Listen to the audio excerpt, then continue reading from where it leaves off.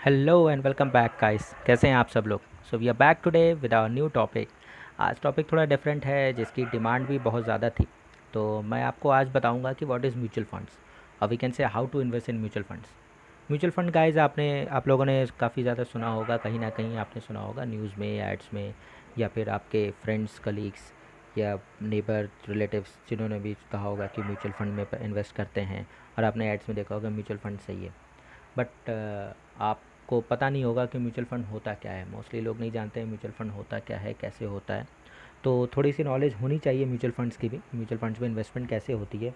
Otherwise अगर आप बिना सोचे समझे इन्वेस्ट करेंगे तो it will be bad for you. So you have to know something about mutual funds. और आप म्यूचुअल फंड्स के बारे में जानेंगे तो शायद इन्वेस्ट करने का आपका प्लान भी होगा, because it's very easy and very better things to invest in mutual funds. तो मैं आपको बताता हूँ म्यूचुअल फंड होता क्या है। म्यूचुअल फंड जो है कोई अल्टरनेटिव इन्वेस्टमेंट ऑप्शन नहीं है स्टॉक या बॉन्ड का। जैसे लोग कहते हैं कि आपने सुना होगा शेयर मार्केट में पैसे लगा रहे हैं तो इन्वेस्ट कर रहे हैं, रिलायंस का शेयर ख़रीद रहे हैं या जो भी है। तो म्यूचुअल फंड में ऐसा कुछ नहीं होता है कि आप किसी एक पर्टिकुलर जगह इन्वेस्ट करेंगे। एक्चुअली म्यूचुअल फंड होता क्या है कि वो एक पूल होता है जिसमें कई सारे इन्वेस्टर्स के पैसे लगे होते हैं, हमारे आपके आपके रिलेटिव्स के और बंच ऑफ इंडिविजुअल्स, उनके पैसे एक जगह पे पूल होते हैं, एक जगह इकट्ठे किए जाते हैं। उसके बाद वो सारे पैसे जो हैं स्टॉक्स में, बॉन्ड्स में, मनी मार्केट्स में और सारे सिक्योरिटीज़ में, अदर टाइप्स ऑफ सिक्योरिटीज़, उसमें वो पैसे इन्वेस्ट किए जाते हैं। तो आपसे पैसा लिया, मुझसे लिया और किसी से भी लिया, उसके बाद वो पैसे इकट्ठे करके कई जगहों पे डिवाइड हो गया। वो कई सारे स्टॉक्स में लगते हैं, किसी एक पर्टिकुलर स्टॉक में नहीं लगता, कई सारे स्टॉक में पैसे लगते हैं। और मार्केट इंस्ट्रूमेंट्स में, मनी मार्केट इंस्ट्रूमेंट में, बॉन्ड्स में कई जगह पे पैसे लगते हैं। तो लेट्स टेक एग्जांपल कि mutual buying a mutual fund is like buying A slice of pizza, small slice of big pizza.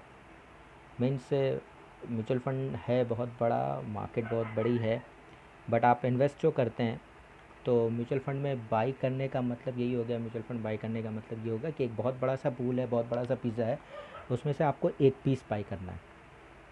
और उसी एक पीस जो आप बाई करेंगे उसका, उस पर जो भी इन्वेस्टमेंट का जो भी प्रोपोर्शनेट शेयर होगा आपके फंड्स का, या तो गेन हो या तो लॉस हो, इनकम एक्सपेंसेस जो भी है, वो सारा उसी बाइट से मिलेगा, उसी एक स्लाइस ऑफ बिग पिज़्ज़ा से मिलेगा। So this is called mutual fund.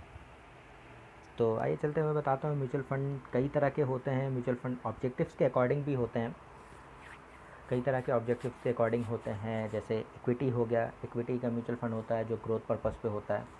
It's a little risky, because equity के जो म्यूचुअल फंड्स होते हैं वो टोटली स्टॉक मार्केट में इन्वेस्ट होते हैं। तो स्टॉक मार्केट में रिस्क है रिस्क है तो रिस्क है। तो अगर आप रिस्क ले सकते हैं तो इक्विटी मार्केट में डायरेक्ट इन इक्विटी मार्केट में इन्वेस्टमेंट कर सकते हैं।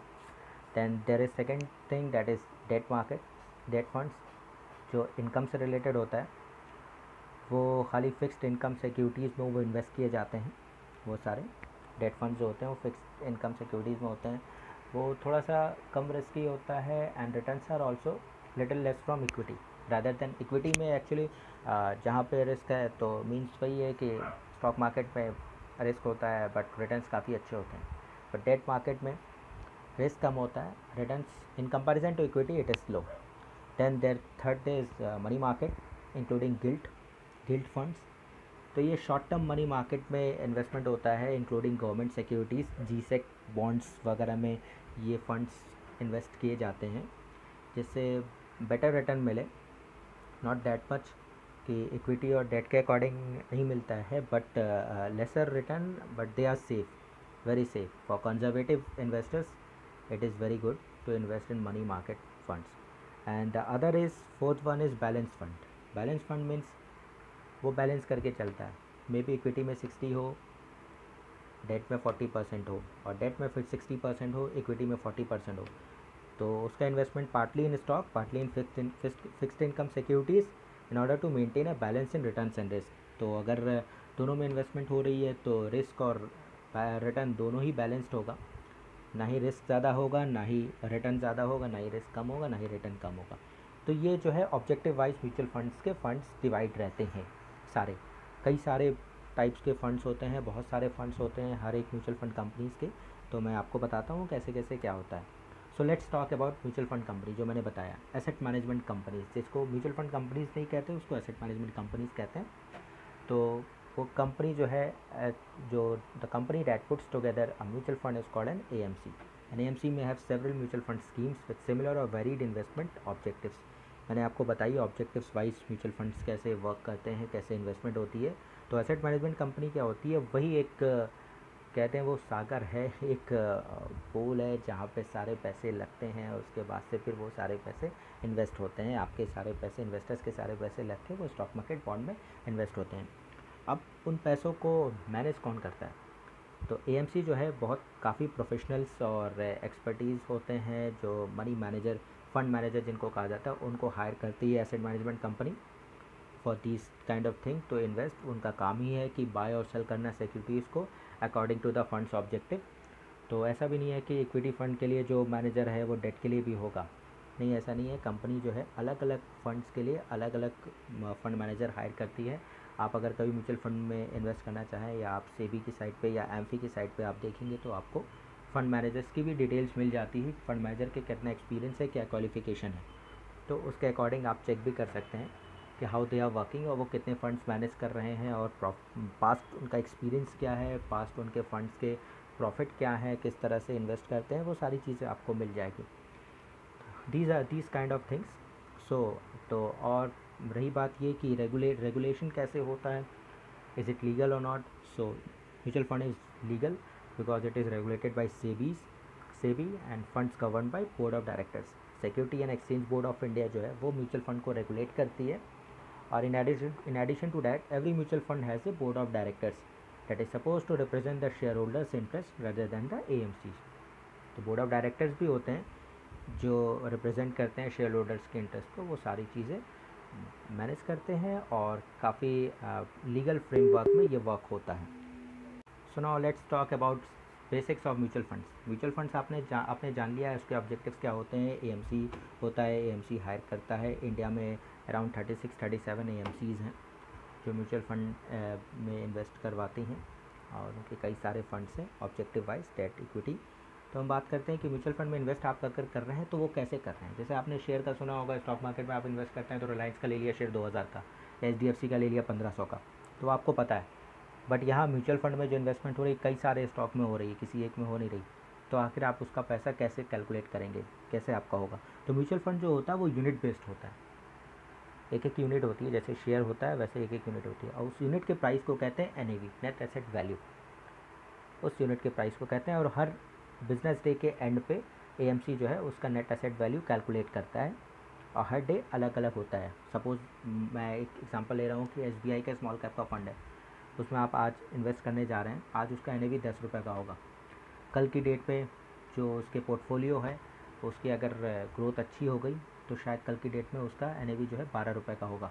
तो डेली बिजनेस डे के एंड पे वो NAV उसका ऊपर नीचे होता रहता है। हो सकता है ग्रोथ अच्छी ना हो तो 8 रुपये का भी आ जाए, तो उसको नेट एसेट वैल्यू कहते हैं। NAV is total asset value net of expenses per unit of the fund and is calculated by AMC at the end of every business day.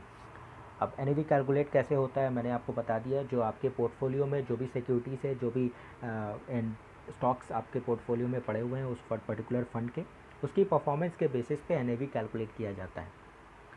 So this is called NAV। And the most important thing, expense ratio. बहुत लोग पूछते हैं कि mutual fund में पैसे कैसे काट लेते हैं, क्या होता है, क्या ब्रोकरेज चार्जेस होता है। तो स्टॉक मार्केट में ब्रोकरेज चार्ज होता है, और म्यूचुअल फंड में उसको एक्सपेंस रेशियो कहा जाता है, जो AMC एनुअल फीस एक चार्ज करती है।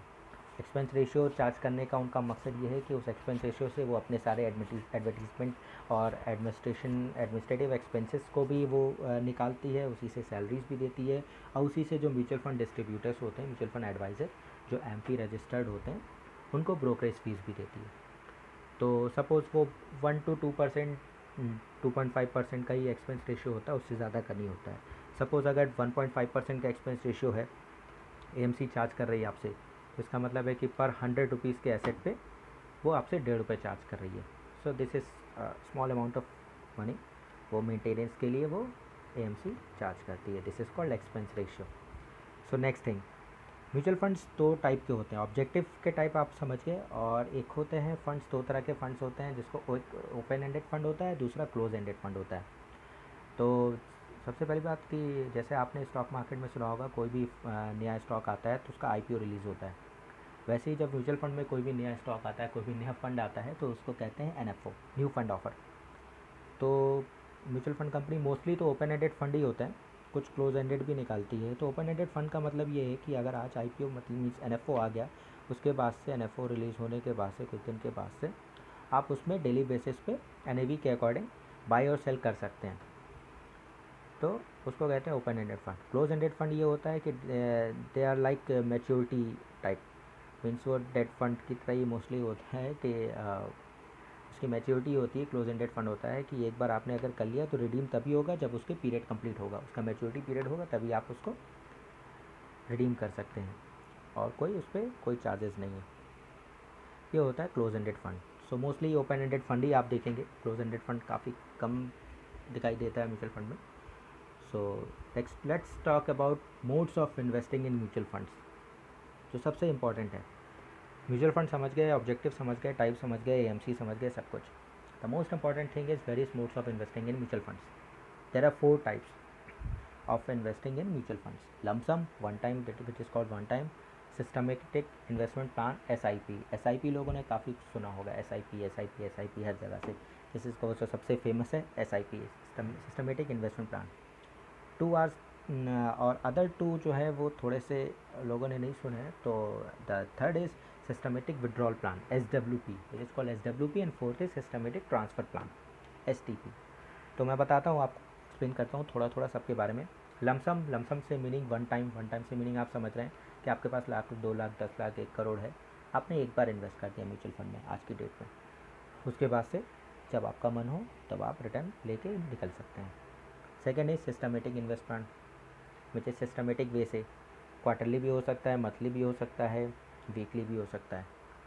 मीन्स एक रेगुलेशन पे मंथली और quarterly, monthly suppose monthly mostly लोग करते हैं, तो एक पर्टिकुलर डेट पे आपने फिक्स कर दिया कि आज की डेट में मेरी एसआईपी कटनी है। वो उस पर्टिकुलर डेट पे हर महीने आपकी एसआईपी डिडक्ट होती रहेगी, एसआईपी कटती रहेगी और आपका यूनिट परचेज होता रहेगा।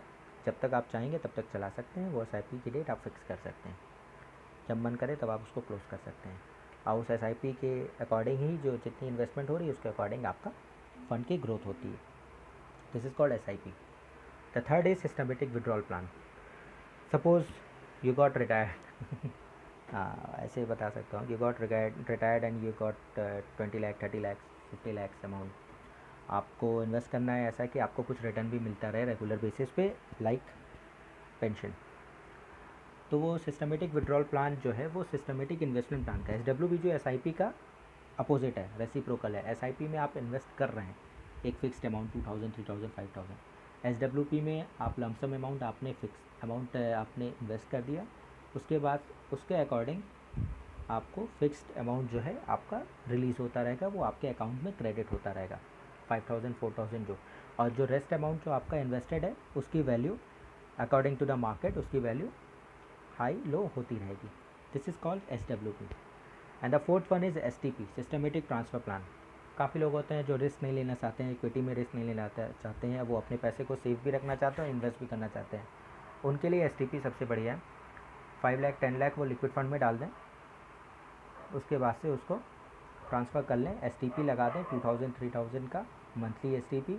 वो इक्विटी फंड में या डेट फंड में या बैलेंस फंड में, जैसा भी उनका एपेटाइट है, जैसा भी उनका रिस्क बिहेवियर है, उसके अकॉर्डिंग वो ट्रांसफ़र होता रहेगा। प्लस लिक्विड फंड में जो अमाउंट पड़ा हुआ है उसकी वैल्यू भी ग्रो होती रहेगी as per the debt market. तो ये 4 मोड है इन्वेस्टमेंट के म्यूचुअल फंड में, जो कि मोस्ट इम्पॉर्टेंट है। इस चीज़ को समझना बहुत ज़रूरी है और यही मेन चीज़ है म्यूचुअल फंड में इन्वेस्टमेंट के।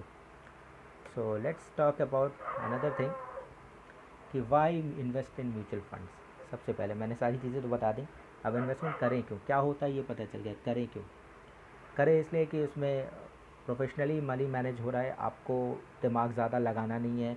आप अगर स्टॉक मार्केट में इन्वेस्ट करने जाएंगे तो आपको टाइम देना पड़ेगा, आपको उसकी नॉलेज होनी चाहिए, फाइनेंस की, टेक्निकल की, काफ़ी सारी चीज़ें, फिर आपको डेली देखना पड़ेगा, लेकिन आपके पास टाइम नहीं है। आप बिज़नेस कर रहे हो या ऑफिस जा रहे हो, 9 to 5 की जॉब है, आप नहीं कर सकते। तो प्रोफेशनल्स बैठे हुए हैं जो उस मनी को मैनेज कर रहे हैं। सपोज़ 50 स्टॉक्स में आपके पैसे लगे हुए हैं, उस पर्टिकुलर फंड में 50 स्टॉक्स में लगे हुए हैं। कोई एक स्टॉक अच्छा परफॉर्म नहीं कर रहा है तो शायद 6 मंथ 1 ईयर का देख के जो आपका फंड मैनेजर जो उस फंड का होगा वो उस स्टॉक को रिप्लेस कर देगा दूसरे स्टॉक से जो अच्छा ग्रोइंग स्टॉक होगा। तो ये चीज़ आप नहीं सोच सकते डे टू डे लाइफ में, तो इस वजह से ये बेटर है। Second thing diversification, yes diversified है। आप सोचेंगे कि मैं HDFC बैंक में लगाऊं या HDFC में लगाऊं या रिलायंस में लूँ या आप L&T में लूँ, उससे बेटर है वहाँ पे म्यूचुअल फंड में डाइवर्सिफाइड है। हर तरह का पोर्टफोलियो में हर तरह के स्टॉक्स आपको दिखेंगे, हर सेक्टर के स्टॉक दिखेंगे। लिक्विडिटी है करेक्ट, फ्लो काफ़ी अच्छा है, अफोर्डेबल है। बिकॉज अगर आप SIP कर रहे हैं तो आप 1000 रुपये में आप स्टार्ट कर सकते हैं, 500 रुपये पे स्टार्ट कर सकते हैं। 500 रुपये पे आप HDFC, रिलायंस, L&T, नेस्ले का स्टॉक ले सकते हैं, आप उसके इन्वेस्टर बन सकते हैं। बट आप अगर स्टॉक मार्केट में डायरेक्ट जाएंगे तो शायद ये सारे स्टॉक ख़रीदने के लिए आपको अराउंड 20,000 रुपीज़ चाहिए होगा। Because HDFC is 1500, Reliance is 2000, Nestle is above 10,000। So this is it is very affordable. Convenience, AMCs आजकल काफ़ी कन्वीनियंस हो गया है, काफ़ी इजी प्रोसेस हो गया है, कोई ज़्यादा इशू नहीं है उसमें, कोई पेपर वर्क ज़्यादा नहीं है। It's very easy process, flexibility है एंड वैरायटी है हर तरह का, जिस तरह का आपका एपेटाइट है, जिस तरह का आपका नेचर है, कंजर्वेटिव हो, रेग्रेसिव हो, आपका प्रोग्रेसिव हो, आप रिस्क टेकर हो, जिस तरह के आप हैं उसके अकॉर्डिंग आप म्यूचुअल फंड में इन्वेस्ट कर सकते हैं, उसके अकॉर्डिंग का फंड है। तो ये सारी चीज़ें हैं क्यों म्यूचुअल फंड में इन्वेस्ट करना है। मैं तो इन्वेस्ट करता भी हूँ, मैं म्यूचुअल फंड में इन्वेस्ट करता हूँ, रेगुलर चल रही है मेरी SIP। So it is good thing, returns भी अच्छे मिलते हैं। थोड़ा सा आपको थोड़ा सा पेशेंस रखना होगा। इन्वेस्टमेंट हमेशा पेशेंस होती है। Investment is not like chit fund कि 10 दिन में पैसे डबल ये चीज़ नहीं होती है। सो अगर आप इन्वेस्ट कर रहे हैं तो थोड़ा सा कामली, काफ़ी पेशेंस के साथ आप इन्वेस्ट करिए, बिल्कुल रिटर्न मिलेगा चाहे कोई भी इन्वेस्टमेंट हो। So let's talk about another important things mutual fund में। Last point which is tax. Mutual fund में टैक्स बेनिफिट कैसा होता है। म्यूचुअल फंड में एक सबसे बड़ी चीज़ है, एक होती है ELSS scheme, equity link saving scheme. वो वो टैक्स फ्री होती है, मीन्स वो टैक्स में एग्जेम्पशन होता है, उसमें ATC में एग्जेम्पशन मिलता है। जितना भी आप इन्वेस्ट करेंगे ईयरली, वो ATC में आपको मैक्सिमम 1,50,000 की जो लिमिट होती है उसमें आपको इन्वेस्टमेंट को आप शो कर सकते हैं, उसका एग्जेम्पशन आप ले सकते हैं, उसका फ़ायदा उठा सकते हैं। वो ELSS scheme equity linked scheme होती है। वो म्यूचुअल फंड हर AMC की अपनी एक इक्विटी लिंक्ड स्कीम होती है, ELSS स्कीम होती है, आप चेक कर सकते हैं। एंड उसमें इम्पॉर्टेंट ये है कि उसका एक लॉक इन पीरियड होता है 3 ईयर्स का, कि आप म्यूचुअल फंड में जब से इन्वेस्ट उसमें स्टार्ट करें इन्वेस्ट करना तो वो 3 ईयर्स काउंट होता है, 3 ईयर्स तक लॉक इन रहेगा। और बाकी सारे म्यूचुअल फंड्स में लॉक इन पीरियड नहीं होता है, इट्स टोटली फ्री, आप जब चाहें पैसे निकाल सकते हैं। कुछ एग्ज़िट लोड होते हैं, किसी में 12 मंथ का होता है, किसी में 3 मंथ्स का होता है, और मैक्सिमम 1 to 1.5% होता है रिडेम्पशन अमाउंट का, वो एग्ज़िट लोड होता है। अगर 12 मंथ्स अगर क्रॉस करके आपके इन्वेस्टमेंट को तो एग्ज़िट लोड भी चार्ज नहीं होगा, फ्री है। जितना आप अमाउंट, सपोज़ आप 30,000 इन्वेस्ट करना, 30,000 रिडीम करना चाहते हैं, आप 30,000 एग्जैक्ट आपके अकाउंट में आएगा, कोई पैसे नहीं करेंगे। So this is all about lock in and exit load. So tax benefit में म्यूचुअल फंड का ELSS स्कीम टैक्स बेनिफिट मैंने बता दिया, ATC में आप एग्जाम्पशन उसका क्लेम कर सकते हैं। सेकंड थिंग डिविडेंड, कुछ म्यूचुअल फंड्स होते हैं जो डिविडेंड बेस्ड होते हैं, कुछ ग्रोथ होते हैं, कुछ डिविडेंड होते हैं। तो अगर डिविडेंड बेस्ड म्यूचुअल फंड्स में आप इन्वेस्ट कर रहे हैं तो उसका जो डिविडेंड आता है, पहले तो वो टैक्स फ्री था, बट फाइनेंशियल ईयर 1920 में जो फाइनेंस एक्ट 2020 आया उसमें TDS इम्पोज कर दिया गया है डिविडेंड पे। तो म्यूचुअल फंड में जो भी 1 अप्रैल 2020 के बाद से होंगे जो भी म्यूचुअल फंड, उसका जो डिविडेंड आएगा उस पर TDS कट के आएगा। तो TDS के जो है वो 10% है। डिविडेंड जो पे हो रहा है एक्सेस ऑफ 5,000, तो उस पर 10% डिविडेंड कट जाएगा, 10% TDS कट जाएगा। This is about dividend. Taxation की बात, तो इक्विटी फंड्स में शॉर्ट टर्म कैपिटल गेन हो रहा है। शॉर्ट टर्म कैपिटल गेन आप जानते हैं 12 मंथ्स का होता है। 12 मंथ्स तक अगर आपने रखा है उसके अंदर में अगर आप उसको एग्जिट कर रहे हैं और प्रॉफिट गेन कर रहे हैं तो शॉर्ट टर्म कैपिटल गेन लगता है, विच इज़ टैक्स एट 15%। और लॉन्ग टर्म कैपिटल गेन जो है वो अभी एप्लीकेबल नहीं है। It is applicable only if you are getting a profit of 1 lakh per year, if you are investing in any mutual fund. और अगर वो 1 साल से ऊपर का आपका हो जाता है, होल्डिंग 1 साल से ऊपर की हो जाती है, तो उस पर लॉन्ग टर्म का वो इन्वेस्टमेंट हो जाता है, इट्स नॉट शॉर्ट टर्म। तो लॉन्ग टर्म के इन्वेस्टमेंट पे अगर गेन 1 लाख से नीचे का हो रहा है तो उस पर कोई टैक्स नहीं लगेगा। अगर किसी पर्टिकुलर ईयर में 1 लाख से ऊपर का गेन हो रहा है और आप एग्जिट कर रहे हैं उस टाइम पे, तो उस पर लॉन्ग टर्म कैपिटल गेन लग जाता है। लॉन्ग टर्म कैपिटल गेन का जो परसेंटेज होगा उसके बेसिस पे वो आपका टैक्सेबल होगा। इस चीज़ को मैं थोड़ा सा एक अलग से एक वीडियो भी बनाऊंगा प्रॉपर्ली टैक्सेशन का, बताने के लिए कैसे लॉन्ग टर्म कैपिटल गेन कैसे होता है, एसआईपी में कैसे एलटीसीजी और एसटीसीजी काउंट करेंगे और लमसम में कैसे करेंगे, इसका मैं एक वीडियो छोटा सा बना दूंगा बाद में। अभी के लिए मैं इतना बता दूं कि लॉन्ग टर्म पे कब लगता है और शॉर्ट टर्म पे कब लगता है। अगर आप 12 मंथ से पहले निकाल रहे हैं तो शॉर्ट टर्म पे कैपिटल गेन लगेगा। डेट फंड पे short term capital gain is tax as per the slab rate applicable to you. Long term capital gain to be lower of 10% on the capital gain without factoring indexation benefit। तो date fund में indexation benefit नहीं मिलता है और उस पर L लगता है। इक्विटी पे पहले नहीं था एल अब लगाया है 2 ईयर्स से। तो उसका जो है मैं एक बार एक छोटा सा एक वीडियो बना दूंगा so that you will know more about that कि टैक्सेशन कैसे होता है, टैक्सेशन का बेनिफिट और टैक्सेशन कैसे होता है। So these are things about mutual funds. So if you have any query or anything related to this, you can comment on this video। और आपको जो भी प्रॉब्लम हो, जो भी इशू हो, you can contact with me। And the last thing is wise spending is a part of wise investing and it's never too late to start। तो अभी भी जर्नी स्टार्ट कर सकते हैं इन्वेस्टमेंट की। स्टार्ट करिए म्यूचुअल फंड से, छोटे से अमाउंट से भी आप इन्वेस्ट कर सकते हैं, स्टार्ट कर सकते हैं। 500 10,000 का SIP है, you can do that. So this is all about mutual fund। Keep subscribing, keep sharing and keep watching our videos। Thanks a lot guys, have a nice day।